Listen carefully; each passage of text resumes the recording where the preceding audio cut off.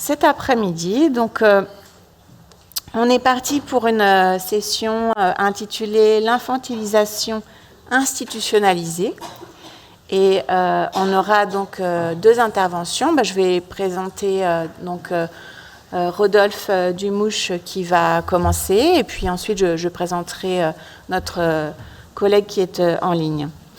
Donc, Rodolphe, vous êtes enseignant au lycée de Revin, dans les Ardennes, lycée rural frontalier de la Belgique, membre du jury des écoles agronomiques et vétérinaires, auteur d'une thèse de géographie en morphologie agraire et forestière soutenue à l'université d'Artois. Et vous avez réorienté vos recherches vers la critique de l'adultisme sous l'angle de la géographie juridique. Voilà. Voilà. Donc, vous avez 25 minutes. Et suite à une discussion avec Yves Bonardel, je précise que c'est une réactivation de ce que je pensais quand j'étais lycéen. Et en découvrant qu'en fait, la Convention internationale des droits de l'enfant n'avait pas fait son travail et que rien n'avait changé en France, ou presque rien. Ce qui m'a remis dans cet engagement-là, il y a à peu près une quinzaine d'années. Voilà. Donc maintenant, je vais me lancer dans ce sujet-là. Donc les particularités du développement humain, alibi du maintien tardif dans la minorité. J'aurais dû rajouter des guillemets à minorité, puisque c'est un terme que je trouve péjorant et que j'aimerais voir disparaître, comme il a disparu dans le droit écossais d'ailleurs. Voilà. Alors donc, là, je vais démarrer sous l'angle de la biologie, parce qu'il y a énormément de discours institutionnels qui méritent d'être démontés, et qui sont sous couvert de science. Et même dans la science, dans les articles scientifiques, il y a des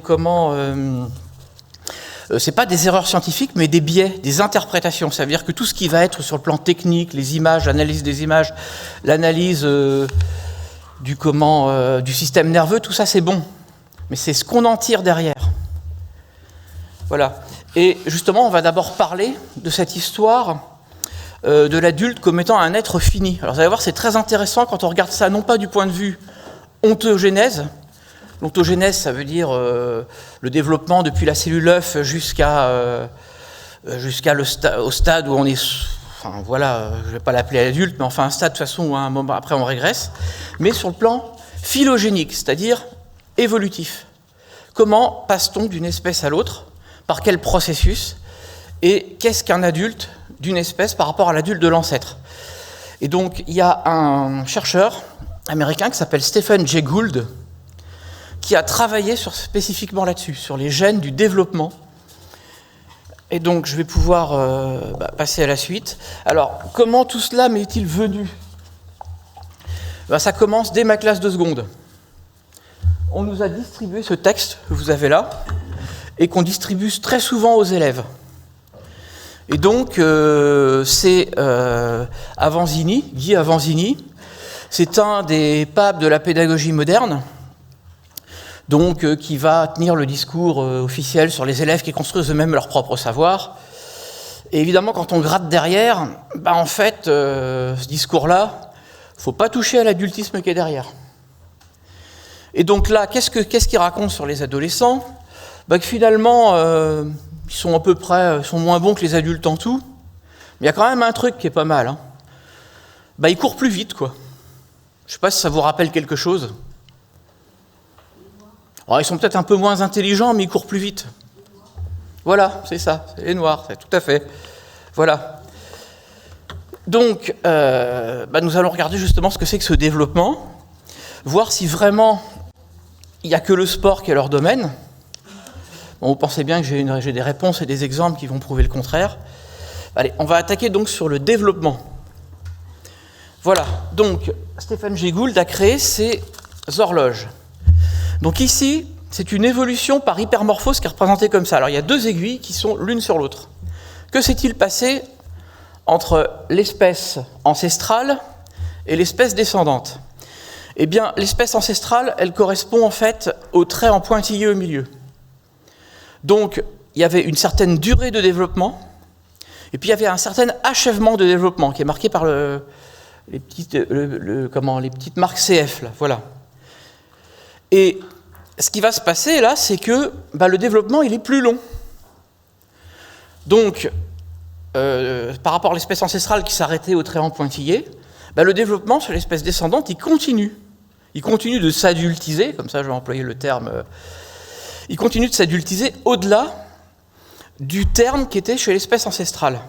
Et donc du coup, on obtient une hypermorphose. Alors qu'est-ce que c'est qu'une hypermorphose? C'est qu'il est plus adulte que l'adulte. Voilà. Donc où est l'achèvement là-dedans? Moi j'en sais rien.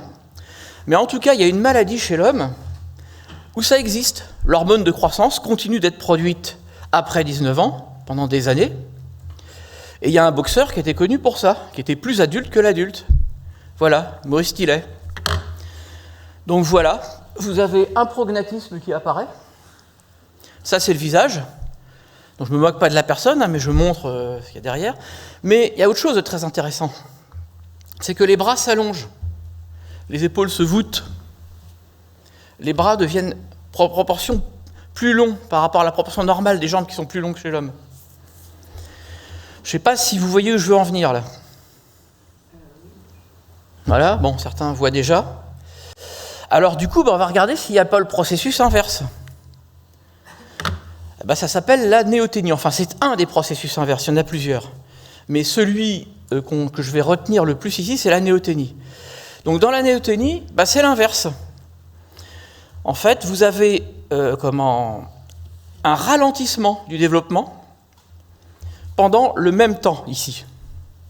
Et donc, du coup, votre maturité, c'est la petite flèche, et vous voyez qu'on atteint un stade qui est moins adulte, cette fois-ci. Ça peut être, on peut passer d'une espèce à l'autre en faisant ça. Donc une espèce qui va avoir des caractéristiques juvéniles par rapport à l'espèce ancestrale. Voilà. Donc ça, c'est vraiment... Alors, il y a d'autres processus chez Gould. Hein. Je prends ces deux-là, c'est ceux qui m'intéressent. Alors, comment ça se passe chez l'homme? Par exemple, on a la migration du trou occipital. Donc, il ne faut pas croire que ça, c'est nos ancêtres. Hein. Ce sont des espèces que l'on a classées par rapport à nous. Mais le chimpanzé n'est pas l'ancêtre de l'homme, l'australopithèque non plus, c'est une espèce cousine, le pithécanthrope non plus, et l'homo sapiens, bien sûr, c'est nous.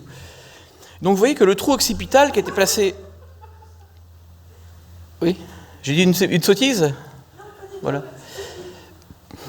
Donc, le trou occipital, c'est le trou par où passe la moelle épinière. Il était situé à l'arrière.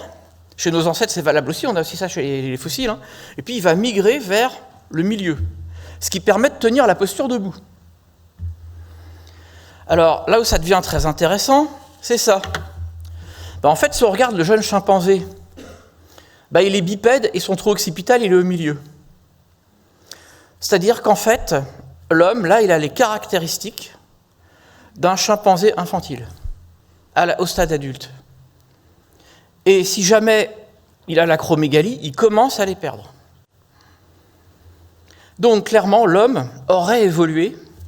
Alors, d'après Bock, ça commence à dater, 1925, hein, Louis Bolk, néerlandais, serait une forme néoténique, globalement, par rapport au grand singe. Voilà. Ça, c'est... Alors, cette théorie, elle a été contestée entre-temps, parce que vous avez d'autres formes de ce qu'on appelle des hétérochronies de développement, et qu'en fait, il n'y a pas qu'un processus selon les organes, selon les parties du corps, il y a d'autres processus qui peuvent même être l'inverse. Donc, je ne vais pas rentrer dans les détails. Je vous montre juste que, par exemple, pour ce qu'on appelle les pédomorphoses, donc la néoténie en est une, mais il y en a d'autres. Vous avez le post-déplacement, ça veut dire que le développement il commence plus tard, donc il n'a pas le temps de s'achever. Vous avez aussi un développement est précoce, donc la progénèse. Attendez, qu'est-ce que je raconte là? Si la fin du développement est précoce, c'est-à-dire qu'il s'arrête avant, mais c'est pas un ralentissement. Il va aussi vite, mais il s'arrête avant. La néoténie, c'est un ralentissement, vous voyez, donc c'est vraiment des nuances, tout ça. C'est pour ça que cette notion est discutée. On appelle ça une progénèse. Et vous avez l'inverse, hein, ce qu'on appelle les péramorphoses, c'est-à-dire devenir plus adulte que l'adulte. Vous avez l'accélération, le pré-déplacement, ça veut dire qu'en fait, le développement commence plus tôt. Et puis, le développement qui s'arrête plus tard, donc l'hypermorphose. Voilà. Et on peut aussi, d'ailleurs, avoir une combinaison des deux parties, genre un ralentissement associé à une hypermorphose. Si vous rallongez. Donc il y a plein de combinaisons possibles. C'est pour ça que cette notion, elle est un petit peu discutée. Alors maintenant, on va passer au développement du cerveau. C'est là que ça devient intéressant. Donc ici, je suis sur Donc j'ai tiré de la publication, donc vous avez le titre ici. Et donc vous allez de 5 à 20 ans. Alors que représente la légende? C'est ce qu'on appelle l'émondage ou élagage cérébral. En fait, on perd plein de neurones. C'est ce qu'on appelle la maturation du cerveau. Voilà. Alors on va dire, oui, mais il y a les connexions. Ce qui compte, c'est les connexions. En fait, ça va surtout renforcer les connexions qui ont servi, mais pas celles qui n'ont pas servi et qui auraient pu permettre de s'adapter à d'autres environnements. Donc on perd de la souplesse. Et ça, on oublie de le dire. Mais ça va avoir des conséquences. Alors, donc dans la revue médicale suisse, là c'est un article à destination des médecins helvétiques. Donc on va passer ce développement du cerveau en images. Et j'ai relevé cette phrase que je trouve absolument sidérante et qui montre qu'il y a vraiment des biais. Donc il y en aurait plein d'autres, mais je ne peux pas passer tout l'article en revue. Donc ainsi, le volume maximum avant de décroître est atteint à l'âge de 11 à 12 ans pour les lobes frontaux et pariétaux, et qu'il l'est à 16 à 17 ans pour les lobes temporaux. Les auteurs mettent le développement plus tardif des lobes temporaux en relation avec l'acquisition plus tardive de la fonction du langage chez l'enfant. Voilà. Donc, moi, si je lis ça, je comprends que le langage, il n'est pas encore développé à 12 ans, quoi. Excusez-moi, mais les linguistes savent tous que si on n'apprend pas une langue avant 11 ans, on l'apprendra bien plus mal. Or, il se trouve que mon fils, il a appris le français tardivement. Il l'a appris à 4 ans. Parlait pas un mot. 15 jours après, il y a sa grand-mère qui lui dit « Oh non, écoute, tu exagères. » Réponse de mon fils. « Ah non, babouchka, je ne suis pas exagère. » Voilà, il avait intégré la conjugaison, la grammaire, et pas encore le sens des mots. Enfin, c'est sidérant, quoi, la vitesse d'apprentissage. Et on nous explique que le langage n'est pas acquis. Alors qu'en réalité, c'est à ce moment-là qu'il est le plus fort. Alors, je continue ensuite, il y a un autre aspect qui est quand même assez stéréotypique, c'est l'influence de la puberté sur les comportements, avec les hormones, l'inondation des hormones. Voilà. Alors ça, j'espère qu'il me reste beaucoup de temps, non ? Il reste 15 minutes. Oh, ça va, c'est impeccable. Donc, on serait inondé d'hormones à l'adolescence. D'hormones, voilà, pardon, je fais un oméga, c'est un omicron, donc parfois ça choque. En fait, si vous regardez comment les hormones arrivent entre 12 et 18 ans, ça ressemble plutôt à une montée douce. Je vois pas d'inondation, je vois pas de tsunami, voilà. Donc je vous montrerai les courbes tout à l'heure, parce que je vais en avoir besoin un peu plus loin. Et donc là, il y a quand même un article qui va un peu dans ce sens-là. Donc je vous ai mis le titre ici, l'influence de la puberté sur les circuits neuraux sous-tendant la régulation des émotions, implication pour la compréhension des risques et des troubles affectifs. Voilà. Et donc, en fait, ce qui se passe là-dedans, c'est qu'on a des interprétations qui sont plaquées directement dans cet article-là, et jamais on se demande si c'est social et culturel, sauf pour un truc. Le milieu social influence la puberté. Tiens donc. Puis après, la puberté, elle influence le comportement. Corrélation, vous connaissez le truc, hein. Corrélation et causalité. Il y a un problème, c'est pas exploré du tout dans l'article. Voilà. Et en fait, derrière, il y a ce manque de recul là, qui est clair et net. Et ensuite de ça, les conclusions de cet article, c'est pour dire qu'il y a quelque chose, qu'on arrive à le voir statistiquement, mais qu'enfin, c'est pas quelque chose de gigantesque. Donc en partant de ce principe-là, on pourrait aussi parler du comportement des femmes sous l'influence des œstrogènes, que ça les rend folles et qu'il ne faut pas leur donner le droit de vote, quoi. Alors qu'en réalité, non, ça ne justifie pas. C'est-à-dire que même s'il y a quelque chose, déjà on peut discuter si c'est d'origine sociale ou pas, mais même s'il y a quelque chose, est-ce que ça justifie en termes de droit ? Voilà.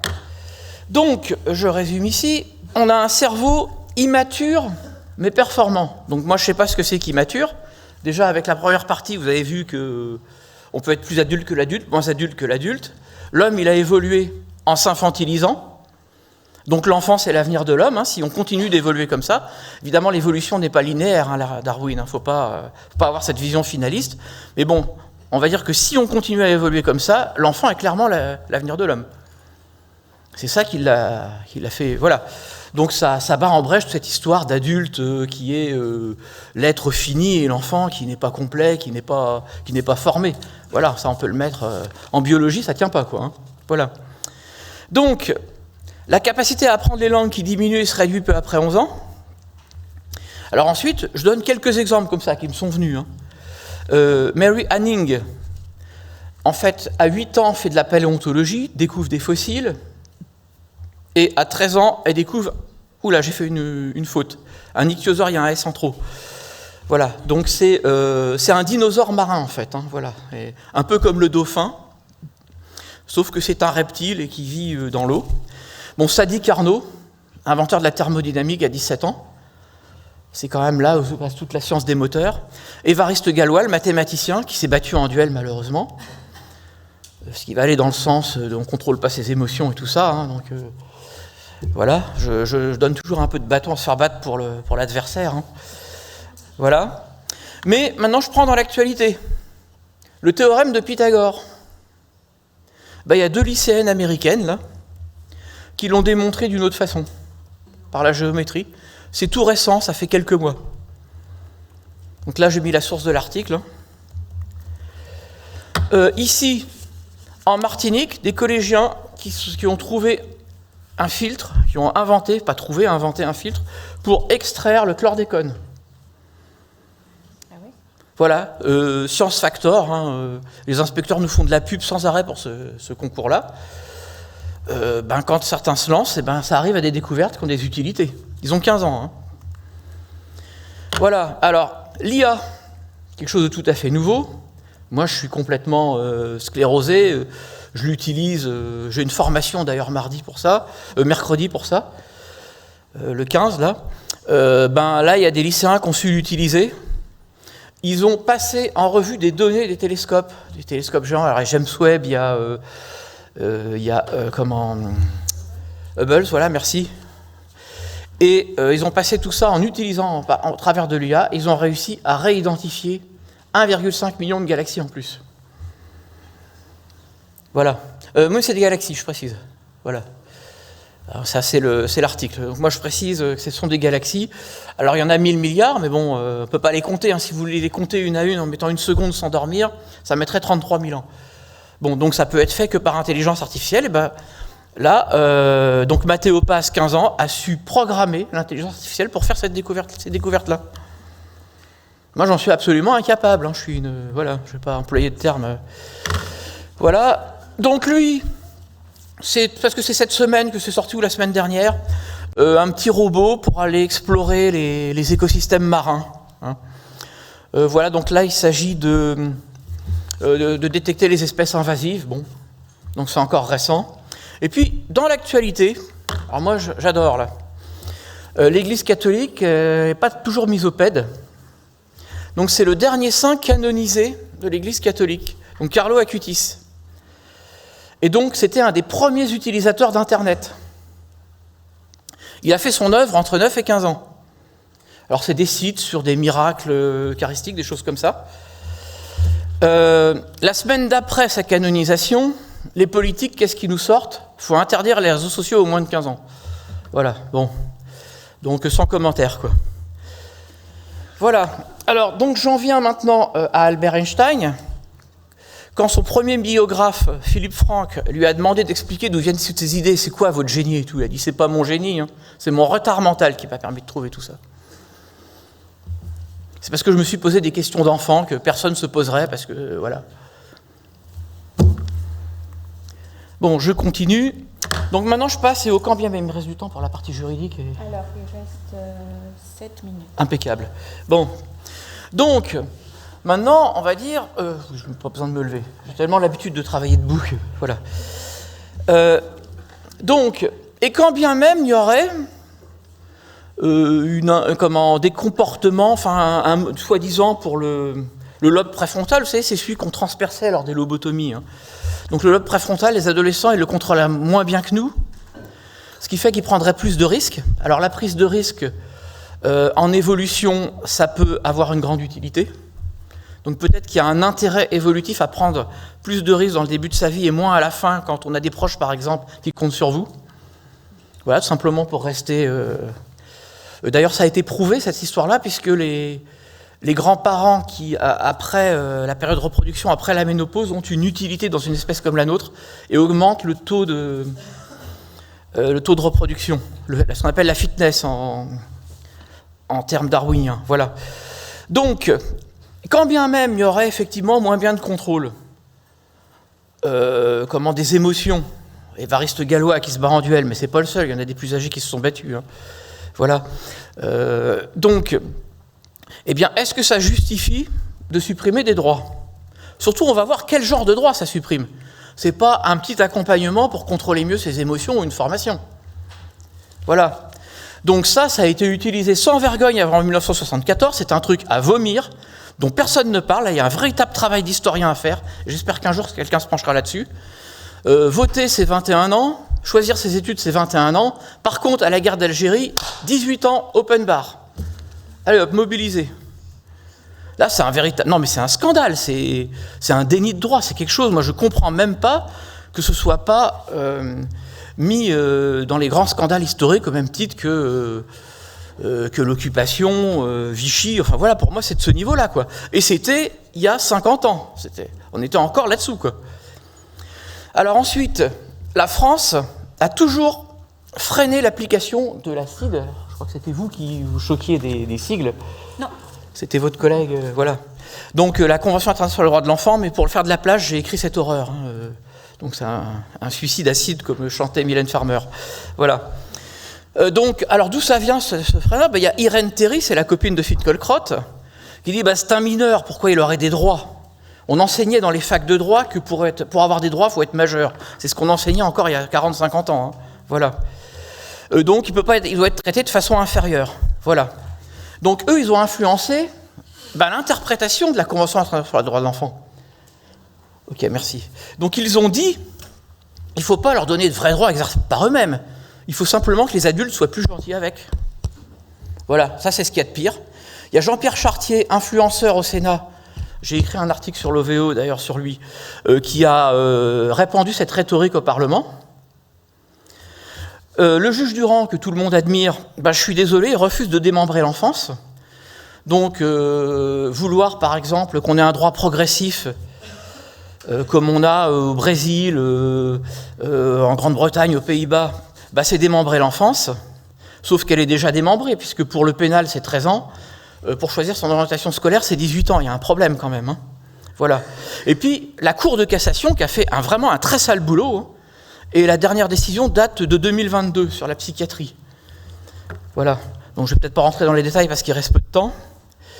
Alors voilà une belle saleté dont personne ne parle. On a fait une enquête à Stanislas. Vous savez, il faut respecter la liberté de conscience. On ne dit pas de qui, hein. Respecter la liberté de conscience. Or, il y a des cours de religion obligatoires. Bien. Alors, chouette, donc on va demander aux élèves leur avis, est-ce qu'ils suivent le cours de religion ou pas ? Non, non. Ça, c'est l'enquête officielle de l'inspection générale. Non, il faut demander l'avis aux parents. C'est les parents qui décident, c'est pas l'élève. Voilà. Ça, en Angleterre, c'est même pas pensable. Un élève de plus de 12 ans, alors malheureusement, il y a une discrimination pour les moins de 12 ans, mais au moins après 12 ans, eh bien, on ne peut pas le forcer à suivre un cours de religion contre sa volonté. Ça s'appelle la prémajorité religieuse. En Allemagne, c'est 14, dans beaucoup de Länder, mais de toute façon, dans la loi fédérale, il faut le consulter à 10 ans. Voilà. Et donc en France, en fait, on nous dit qu'à Stanislas, les parents imposent leur religion à leurs enfants au mépris de l'article 14 de la Convention internationale des droits de l'enfant. Et ils appellent ça la laïcité. Non, moi j'appelle pas ça la laïcité. La laïcité, c'est l'enfant qui choisit d'avoir une religion ou de ne pas en avoir, c'est pas ses parents qui décident à sa place. Voilà. Alors ici, ça c'est une belle saleté aussi, donc ça c'est un document de mon fils, c'est pour qu'il touche ses indemnités au lycée professionnel. Donc en fait, il faut qu'il ait une autorisation pour toucher ses indemnités à lui, sinon c'est moi qui les touche. C'est marqué texto, La ligne, c'est le comment... sauf sans autorisation, le versement sera effectué sur le RIB du représentant légal, alors qu'il avait fourni son RIB. Donc en fait, ce qu'on disait il y a 50 ans, quand les parents prenaient le salaire de l'enfant, on se dit « oh, c'est des trucs du passé, de la 4e République ». Ben non, la loi, elle n'a pas changé en France. C'est scandaleux, ça reste là. Excusez-moi, mais les syndicats lycéens ne font pas leur travail là-dessus. C'est un truc qui devrait les révolter et ça devrait être changé tout de suite, quoi. Enfin, moi, je trouve ça absolument ahurissant, quoi. Qu'on en soit encore là en 2025. Voilà. Et puis, écrire une lettre, écrire un poème, il faut une autorisation parentale pour envoyer un poème à un pauvre concours. Moi, je me rappelle, j'avais répondu à une enquête en 1994. Il y avait Balladur, là, qui avait fait une enquête auprès des jeunes. Donc, il fallait répondre au questionnaire, et si on voulait envoyer une lettre en plus, qu'on avait moins de 18 ans, eh bien, il fallait l'autorisation des parents pour envoyer la lettre. Il fallait que la lettre soit signée par les parents. Donc, moi, j'en avais 19. Je l'ai fait signer par mes 2 parents pour dénoncer cette mesure-là. Évidemment, ça n'a jamais été lu. Je pense qu'ils ont tout mis à la poubelle. Enfin, voilà, quoi. Et puis, c'est d'une stupidité, le droit français. Mais je veux dire, vous mettez ça en Espagne, ils appellent ça la capacité naturelle de l'enfant. Pour un truc comme ça, c'est évident, il fait lui-même, quoi. Voilà, ça n'implique pas les finances des parents, ça n'implique rien. Ok, merci. Voilà, alors, je finis sur l'automisopédie généralisée. Donc là, c'est un texte de Dominique Texier. Donc je ne vais pas le passer, mais qui en fait se moque de tout ça. Se moque du développement de l'adolescent qui mange son vomi. Voilà, je ne vais pas rentrer dans les détails parce qu'il me reste très peu de temps. Ça, c'est les hormones. On constate que les hormones sont maximales à l'âge adulte. Si les hormones rendent fous, c'est donc les adultes qui sont fous. Pour la progestérone, le maximum est à 30 ans. Pour les autres, c'est à 20 ans. Voilà. Et donc, j'ai fait plancher mes élèves là-dessus, en seconde, dans le cadre du programme sur la procréation. Et en fait, la plupart ne voient pas l'ironie, ne voient pas que les hormones, c'est l'adulte qui en a le plus et que donc c'est lui qui devrait être fou, et justifient leur statut de minorité. Voilà. Alors, je ne vais pas tous les lire, ça me dégoûte. Hein. Oui, le statut de mineur est justifié jusqu'à 18 ans, voire 20 ans. Les adolescents ont des taux hormonaux élevés, alors c'est juste l'inverse, ce qui peut affecter leur comportement. Ouais, j'ai que des sottises comme ça d'un bout à l'autre. Ils ont intégré ça, on leur rend ça, qu'il faut faire signer leur papier par le représentant légal pendant 15 ans à l'école, on les formate à ça, et voilà ce que ça donne. Alors j'en ai quand même un, j'en ai 2 en fait, mais je ne vais pas tout repasser, qui lui s'est aperçu du truc. Voilà, donc je l'ai mis dedans. Bon, je passe vite, et je termine sur ma conclusion. Comment ? Ah, pardon. Oui, mais il me reste très peu de temps, c'est pour ça que... Ouais. Bon, ça manque un peu de ponctuation. Oui, voilà. Ouais. Il a sa façon de s'exprimer, mais il a compris le truc, quoi. Mais j'en ai 2 sur 70 copies. Un truc comme ça. J'en ai aussi qui sentaient le truc, qui savaient dans quoi j'étais engagé, donc il y en a qui ont senti le vent venir. Il y en avait une qui savait que j'étais engagé là, mais qui a dit sûrement l'institution doit me demander le contraire, donc je vais répondre à ce que l'institution veut et non pas à ce qu'il pense lui. J'ai eu ça aussi, elle me l'a avoué après. En fait, donc elle n'a pas osé, voilà, ils se sont auto-censurés. Voilà, alors je termine, et ça va me permettre de faire le lien avec Daniel Delanoë. Nous, ici, nos idées elles ne font qu'arriver tardivement. Vous avez vu que pour l'interprétation du freudisme là, qu'il a donnée, elle a été rejetée. Eh bien, je sors dans les psaumes de la Bible, donc dans les psaumes en 118-22, la pierre qu'ont rejeté ceux qui bâtissaient est devenue la principale pierre d'angle. Ça veut dire que je pense que c'est nous la principale pierre d'angle de l'avenir. C'est nous qui allons changer la vision de l'enfance. Pour l'instant, je pense que globalement, nous sommes rejetés par les institutions. Moi, je fais ma carrière à l'ancienneté vu mes idées, hein, c'est clair. Faut accepter ça. Ça va. Du temps de l'Inquisition, on nous passait à l'estrapade ou au brodequin. Maintenant, on fait juste à l'ancienneté. Je vais pas me plaindre, hein, mais voilà. Donc, je pense que l'avenir est ici. Et on est en train de construire un nouveau champ de savoir. Voilà, je m'arrête là, parce que je crois que j'ai déjà dépassé.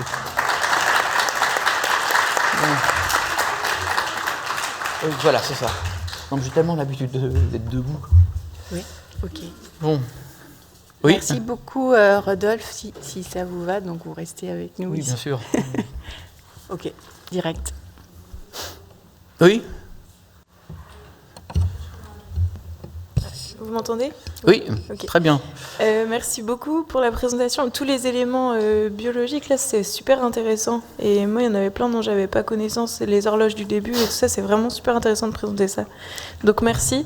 Et j'ai une petite question, juste, vous êtes passé rapidement sur un moment, le fait que les grands-parents aient une fonction dans la reproduction, et j'ai pas compris ce que c'était. Est-ce que c'est possible de réexpliquer ? Alors voilà, donc si on prend une logique darwinienne pure, bestiale, à partir du moment où vous ne reproduisez plus, vous êtes bon pour la casse. Puisque ce qui va se répandre, c'est ceux qui ont le maximum de descendants. Voilà. Donc si vous ne pouvez plus vous reproduire, c'est terminé. Sauf si vous servez à quelque chose pour votre descendance. Et que vous favorisez sa survie et ce qu'on appelle sa fitness. C'est une combinaison entre la survie et la reproduction. Et donc, on s'est aperçu que chez pas mal d'espèces, en fait, chez les dauphins ça marche aussi, les animaux ménopausés, quand ils étaient présents, augmentaient le taux de survie de leurs descendants. Et c'est valable chez l'homme. Voilà, donc pour les grands-mères, les... Oui. Comme je suis aussi tatillon que toi, je me permettrai une réflexion critique. Tu as parlé de mythe tout à l'heure, et à mon avis, il faut signaler que la puberté est aussi un mythe de notre société, qui n'a de valeur que ici, dans notre société. Il n'y a pas de puberté biologique.